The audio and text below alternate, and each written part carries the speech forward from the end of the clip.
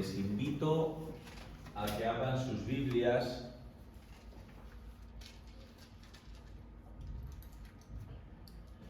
en Segunda de Pedro, capítulo 1, versículos 19, 20 y 21.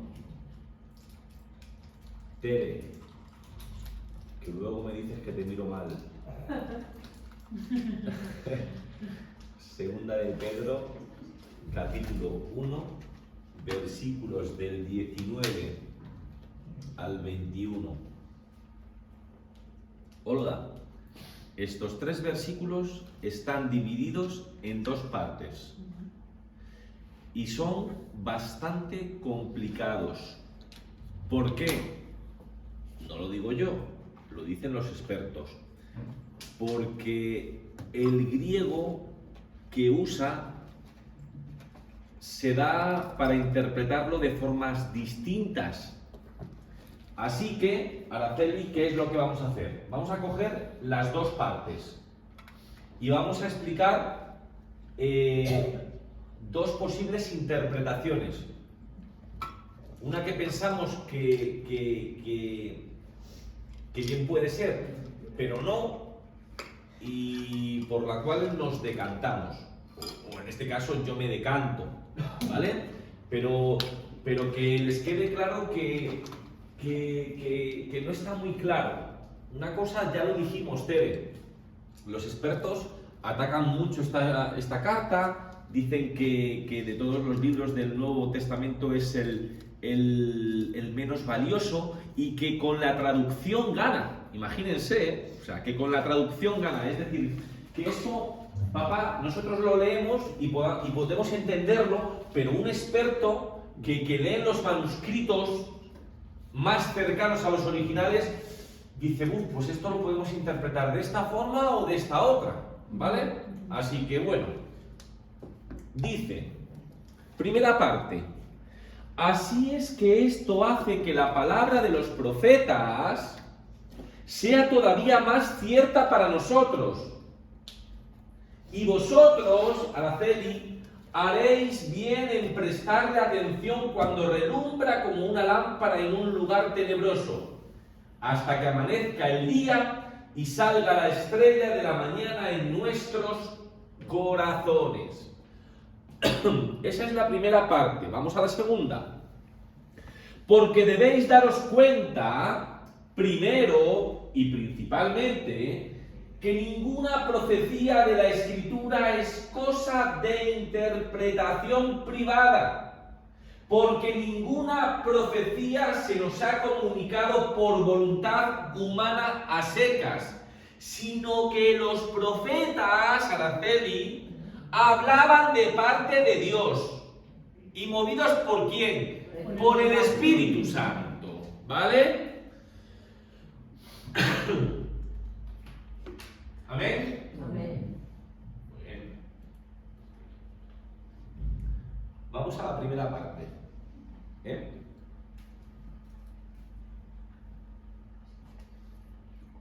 ¿Qué es lo que significa la primera parte?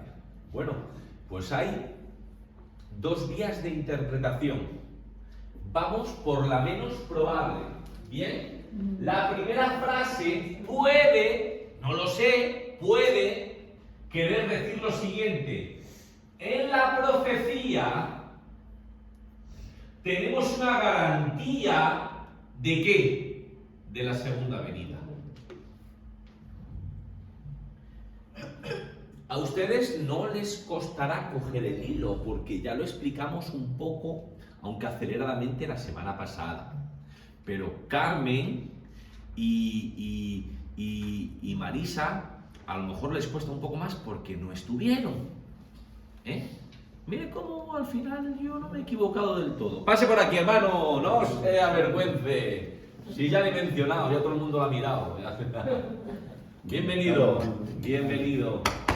Bienvenido, amigo, bienvenido. A ver, ¿qué dijimos? Porque no nos detuvimos demasiado en eso. ¿Cómo interpretaba Pedro el asunto de la transfiguración como una certeza de la segunda venida del Señor. Algunos lo tomaban como un anuncio así de la resurrección, pero él lo toma como un adelanto de la segunda venida del Señor. Entonces, si esa forma de interpretarla, papá, es la correcta, lo que Pedro está diciendo, que mayor garantía que lo que él vivió en el monte de la transfiguración son las palabras de los profetas.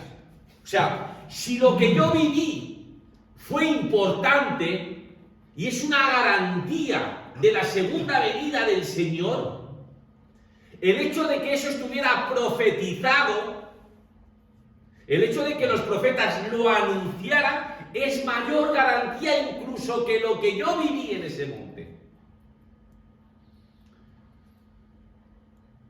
Bueno, para que no estés perdido, Alfredo, porque te veo así un poco...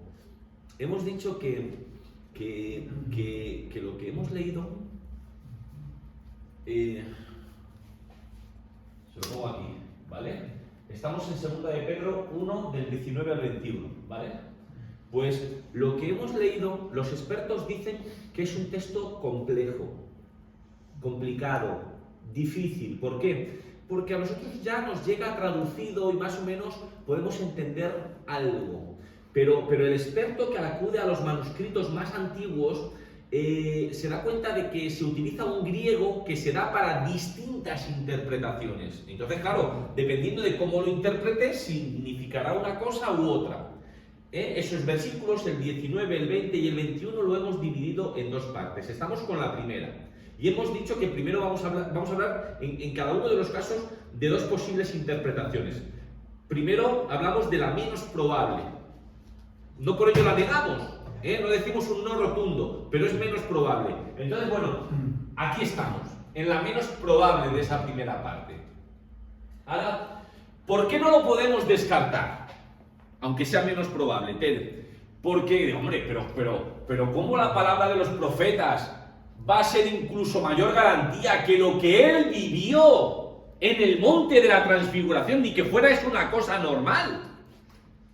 Claro, es que en aquel tiempo, cuando el autor redacta la carta, la profecía era muy importante.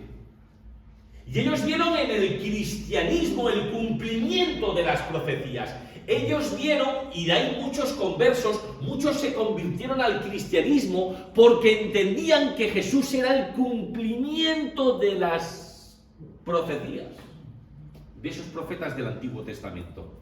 Entonces, cuando fueron capaces de ver en Jesús el cumplimiento de esas profecías, un montón de personas se convertían, ¿vale? Así que ahí tenemos una posible interpretación, pero ahora vamos por la que creemos más correcta, Creemos que ha de preferirse la segunda posibilidad. Guadalupe, la que me miras fijamente, ¿cuál es esa segunda posibilidad? Lo que vimos en el monte de la transfiguración hace aún más seguro que lo que se anunció en los profetas acerca de la segunda venida tiene que ser verdad. Es decir, ¿qué es lo que Pedro está diciendo? Al menos así lo interpreto yo.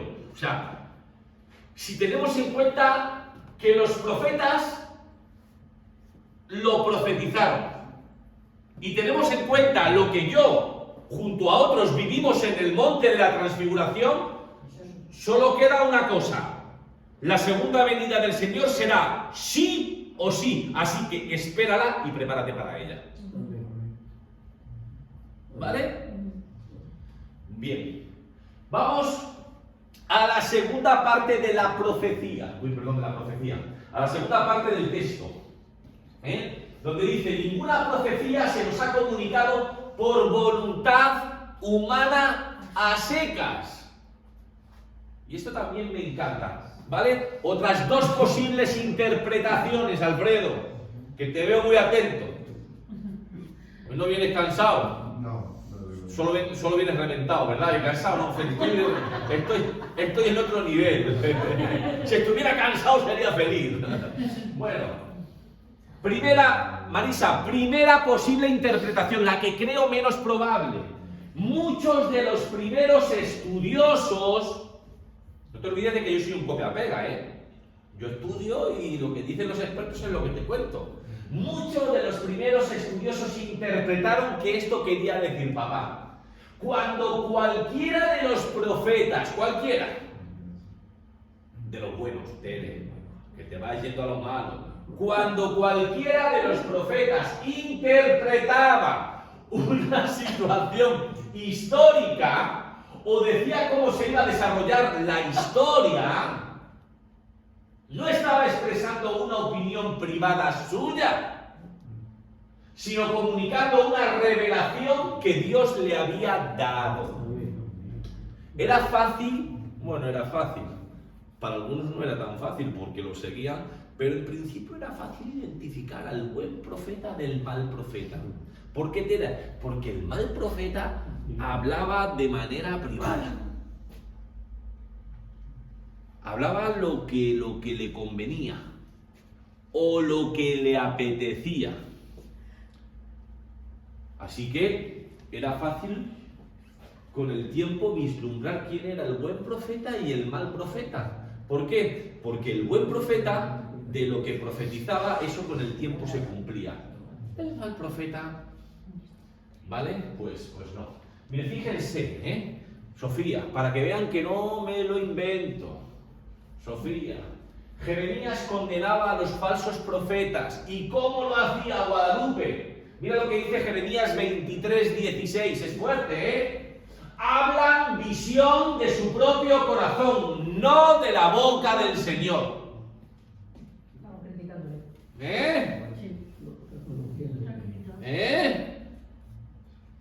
Hablan de lo que les sale a ellos. Pero no por la voluntad de Dios. Y Ezequiel, en Ezequiel, Marisa, capítulo 13, versículo 3, dice: ¡ay de los profetas insensatos que hablan en pos de su propio espíritu y que nada han visto!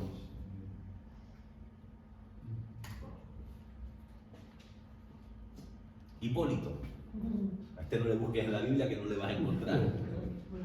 Hipólito describe así cómo venían las palabras de los verdaderos profetas. ¿Cómo venía la...? Mira. No hablaban por su propia capacidad, ni proclamaban lo que ellos mismos deseaban que sucediera, sino primero se les daba recta comprensión por la palabra y luego eran instruidos mediante visiones. Es decir, según este punto, papá, el profeta no podía decir lo que mejor le viniera en gana, ¿vale? La profecía venía directamente de Dios y uno tenía que atenerse a eso, ni un poquito más acá, ni un poquito más allá. Lo que el Señor te dijera, y si el Señor no te decía nada, ¿cómo se dice? ¿Achanta la muerte? Chito. Vamos a hacerle caso para que no se enfade. Yo voy a decir achanta la muerte, pero bueno, chito. ¿Vale? Vamos a la segunda, la que yo creo más plausible. La segunda manera de tomar este pasaje es con relación a nuestra interpretación de los profetas. Di amén, pero no sé qué estás diciendo, Félix. De verdad, sé que a veces ni yo me entero. ¿Qué estás queriendo decir con eso? Sí, no se olviden del... Lo hemos dicho ya hasta el hartazgo. ¿Por qué el autor tiene que escribir esta segunda carta? ¿Por qué? ¿Por qué? Porque hay herejes que están comunicando un mensaje falso. Y el autor tiene que poner pie en pared. Hasta aquí hemos llegado.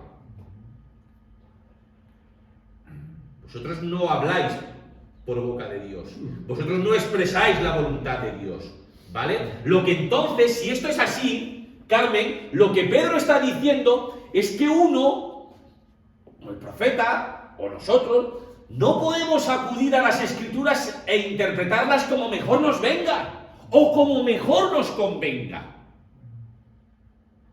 ¿Qué es lo que hacían estos? Entonces, ¿cómo hay que interpretar las Escrituras, Félix? Ya nos has dicho cómo no, cómo sí. Bueno, ¿cómo venía la profecía a los profetas? ¿A través de qué medio? Del Espíritu de Dios, ¿no? Y como decía Pablo, las cosas, ¿cómo había que escudriñar las cosas espirituales? Espiritualmente, ¿vale? Espiritualmente, los judíos pensaban que el Espíritu Santo tenía dos funciones: transmitirte el mensaje de Dios, pero una vez que tú lo hubieras recibido, que tuvieras la capacidad de entenderlo. Claro, y tú recibes, escúchame, tú imagínate, Alfredo, si yo te doy aquí la matraca durante 45 minutos después de estar toda la semana trabajando, escucharlo has escuchado, pero si no has entendido nada, se entiende que vale, vamos a recibir el mensaje, pero una vez recibido el mensaje, habrá que entenderlo. ¿Sí o no? Sí. Los judíos decían, esa es la misión del Espíritu Santo, del Espíritu de Dios. Te transmite el mensaje y te da la capacidad para entenderlo. ¿Vale? Así que hay que discernirlo espiritualmente. ¿Vale? No se puede dar lo que no se tiene. Por eso hay que discernir. Muy bien. Muy bien. Aquí pone en Primera de Pedro, en el 12, el Espíritu Santo enviado desde el cielo mensajes para los ángeles y ansí a contemplar. Así que, fíjate, si a los ángeles les mandan y así a contemplarlo, ¿qué seremos los demás? ¿Qué seremos los demás?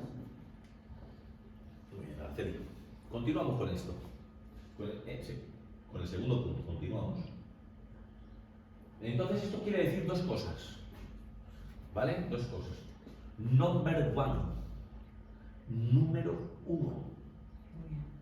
A lo largo de todas las edades, el Espíritu ha estado obrando en personas estudiosas y consagradas que bajo la dirección de Dios han abierto las Escrituras a la humanidad. Alfredo, no puedes llegar a las Escrituras e interpretarlas como te venga en gana.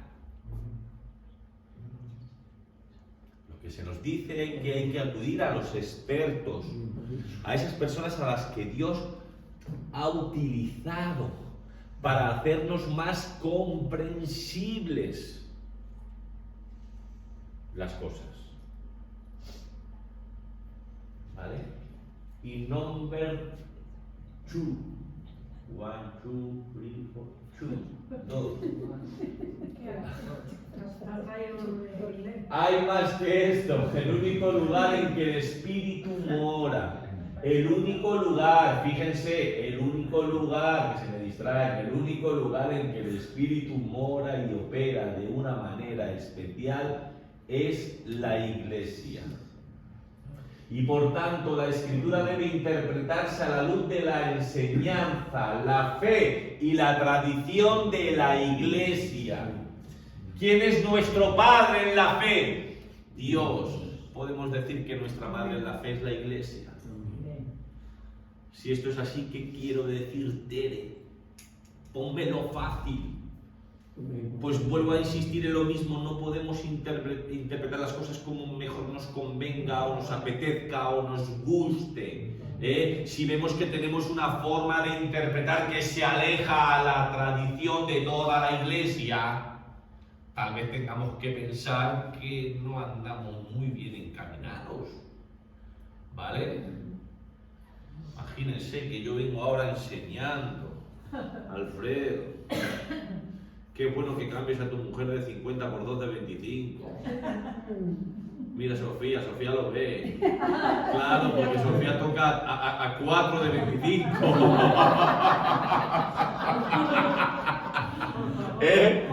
¿Cuántos tiene Antonio? 96. Casi a 4 de... Vamos a quitar 24, 48. ¡A 4 de 24! ¡Sofía! ¡Un no parás! Si yo vengo ahora diciendo eso,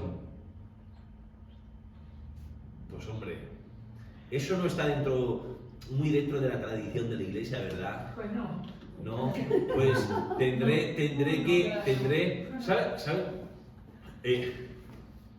Esto así a modo de cotilleo, tampoco ni eso, pero ustedes saben que hubo un tiempo que estaba esto de la apostolitis, ¿no? El apóstol tal, el apóstol cual, pero es que eso ya se ha superado. Ahora también hay hasta patriarcas. Y algunos también están enseñando eso, que como los patriarcas del Antiguo Testamento pueden tener varias mozas. Fíjate que las mozas no pueden tener varios mocetes, pero ellos siempre que son picarones, ¿eh? Pues tú tienes que poner pie en pared y decir ¡no! ¡Bandido! ¡Tú eres un bandido! Bueno, venga, los falsos profetas. Vámonos a... ¿dónde nos vamos? A 2.1. Hemos terminado ya el capítulo 1. Araceli, ¿qué ganas tienes de que comencemos Efesios? Segunda de Pedro, capítulo 2, versículo 1. ¿Lo leemos? ¿Sí? ¿Lo tienen? Sí. ¿Javes, seguro? Gracias, hijo. A veces surgían falsos profetas de entre el pueblo. Lo mismo que habrá entre vosotros falsos maestros. Hombres que introducirán insidiosamente, apréndete esa palabra, Noelia, que no la conoces, insidiosamente herejías destructivas, y negarán al Señor que los compró. Al obrar así, atraerán sobre sí mismos una pronta destrucción.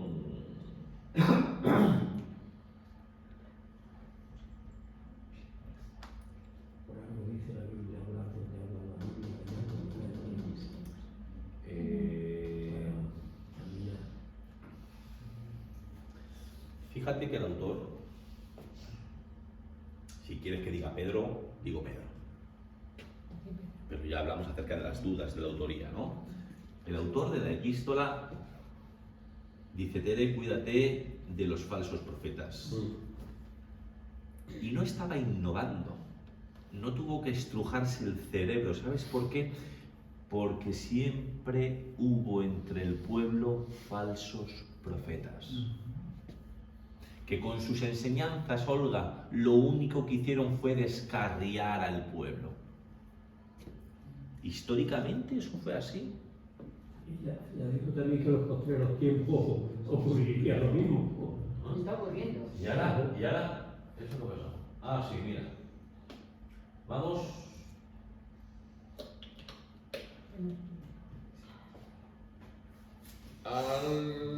Sí, vamos al punto 1. De aquí vamos a ver 4 cositas, ¿vale? De una forma muy rápida, y con esto vamos a terminar el estudio. 4 cositas de forma rápida. Número 1, ¿vale? Escúchame, para tenerlos identificados, vamos a identificar esos falsos profetas del Antiguo Testamento, los que estaban por venir durante el Nuevo y los que vengan ahora, ¿vale? Porque la dinámica no ha cambiado, ¿vale? Número 1, papá.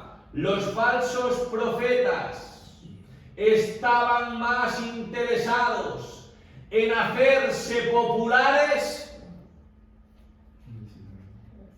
que en decir la verdad. ¿Cuál era su política? Su modus operandi, Tere. Decían lo que el pueblo quería oír. Es como si le digo: pero qué peinado más bonito tienes, señor. Me olvido de... Y yo dice, aleluya, estás calvo. Podrás ser guapo o no, pero no puedo decir que tienes un peinado bonito si eres calvo. Pero nada, dice lo que la gente quiere oír. Fíjense, mira lo que decía Jeremías, Jeremías 16:14. Los falsos profetas decían paz, paz. No había paz. Pero había de todo menos paz. Y Ezequiel 13:16, veían visiones de paz cuando el Señor Dios decía que no había paz. Podríamos leerlo, pero es que a lo mejor se hace un poco largo. ¿Quién busca rápidamente Primera de Reyes, capítulo 22? Noelia. Bueno. Capítulo 22. Tú que no sabes leer, pero lo haces rápido. Primera de Reyes, capítulo 22. Ya lo tengo. ¿Cuántos versículos tiene, hija mía? Muchos, ¿verdad? 53. Pues nada, no lo leemos. Hola, deberes, leerse en casa Primera de Reyes, capítulo 22. Y Olga dice, y si no tengo tiempo, tengo que cuidar de mi nieta, ¿qué pasa? ¿No eres capaz de explicármelo tú? Sí, en tiempos del rey Josafat. Josafat Tere, ya que me lo preguntas, reinaba en Judá, en el mismo tiempo que Acab gobernaba en Israel. Pero no me importa Acab para esta historia, me importa Josafat. Y había un falso profeta que se llamaba Sedequías. ¿Y qué es lo que hizo Sedequías? Se puso unos cuernos de hierro en la cabeza. Se puso unos cuernos de hierro y decía así. Y decía, así vamos a hacer con los sirios.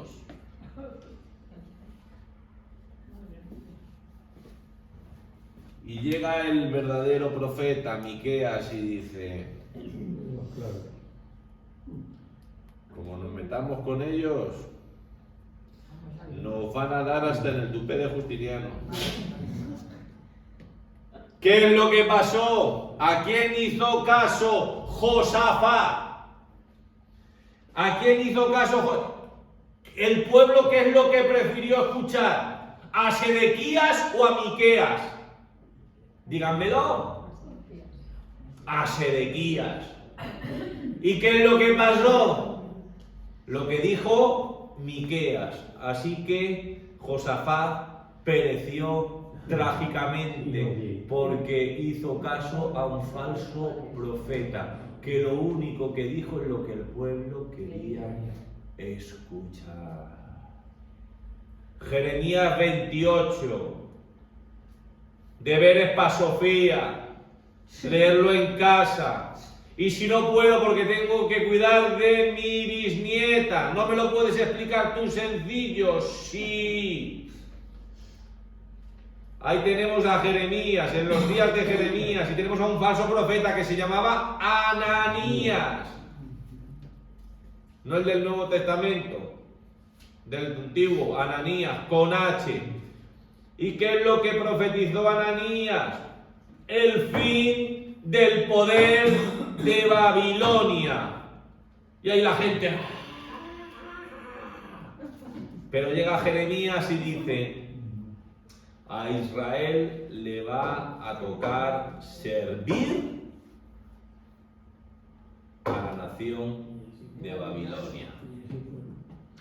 Diógenes, el gran filósofo cínico, decía que los falsos maestros de su tiempo simplemente decían lo que la gente quería escuchar. Así que, primera clave para identificar a los falsos profetas. Y puedo ser yo. ¿Puedo ser yo? Tienes que estar atento. A ti te puede pasar. A ti te quitan los cuernos y que te conozco desde pequeño. Vale, papá, los falsos profetas estaban más interesados en hacerse populares que en decir la verdad. En el día de hoy están más interesados en los likes, en los me gusta, que en decir la verdad. Número 2. Los falsos profetas iban tras la ganancia personal. Iban a por el dinerillo, hijo. A por los eurillos. Como dijo Miqueas, sus sacerdotes enseñan por precio. Sus profetas adivinan por dinero. ¿Quieres que te lea la mano? ¿Qué más hay hoy en día? Leer las manos, el tarot, te echo las cartas, Por 10 eurillos, Sofía, por 10 eurillos te echo las cartas. Por 10 euros. Es que es broma, yo sé que esto es muy desagradable, no es desagradable, pero que sé que se lo va a tomar así medio broma, no se enfada. Yo por 10 euros yo le profetizo de que Antonio más de 10 años no le dure. Bueno, si tiene 96 años, bueno, Antonio siendo como es capaz de llegar a los 106, es capaz, bueno, pero que es una broma, pero puede decir, por dinero. Por dinero. Enseñan por ganancia deshonesta. Tito capítulo 1 versículo 11 y 1 Timoteo capítulo 6 versículo 5 identifican la bondad con la ganancia, convirtiendo la religión en un negocio sucio. En la didaje. Y Alfredo me está mirando, ¿qué me estás diciendo? Es el librito. La didaje es la enseñanza de los 12 apóstoles. Podemos decir que fue el primer reglamento de la iglesia, papá. Se establece que si un profeta llegaba pidiendo dinero o que le pusieran la mesa puesta, ese era un falso profeta. Traficantes de Cristo se los llama en la didaje, ¿vale? Número 3. Los falsos profetas eran disolutos en su vida personal. Un poco ahí distraidillos. Isaías escribe: el sacerdote y el profeta erraron por la sidra. Nosotros diríamos por la cerveza, por el whisky. Se pasaban de copas. Fueron trastornados por el vino. Jeremías dice: en los profetas de Jerusalén he visto cosas terribles. Cometen adulterios. Andan con mentiras y fortalecen las manos de los malos. Hacen errar a mi pueblo con sus mentiras y con sus lisonjas. Y terminamos. Podríamos haber leído el texto, pero creo que la idea está quedando clara y tampoco hay necesidad de alargar el asunto más. Último, el falso profeta era sobre todo un hombre que apartaba a las personas más y más y más y más de Dios en lugar de acercarlas a Él. Así que, Araceli, los falsos profetas están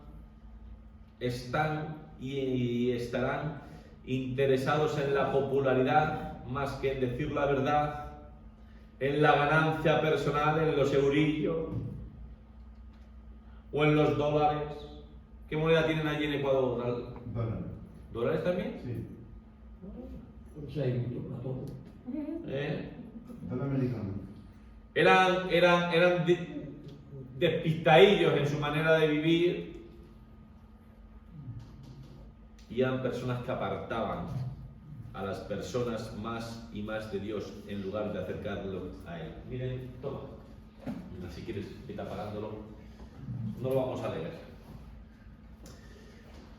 Pero en Deuteronomio capítulo 13, versículos del 1 al 5 y versículos del 18 al 20, se dice que el profeta que invita al pueblo a ir tras dioses ajenos debe ser destruido sin piedad. El falso profeta es un GPS caducado, te lleva por el mal camino, desvía al pueblo de su dirección correcta. Así que estas, mamá, eran las características de los profetas, de los falsos profetas en la antigüedad, en los días de Pedro y también en los nuestros. Lo actual. Amén. Amén. ¿Alguna duda? ¿Alguna pregunta? Parece bien que el Señor miró muy bien como es. ¿Quedó todo claro? Como el agua. ¿Te he mirado bien durante este estudio? ¿Te ha dicho lo que te agrada o no? ¿Te he dicho lo que te agrada? ¿Te he dicho lo que querías oír? Cosa de bombero. Bueno, Marisa, me alegro mucho.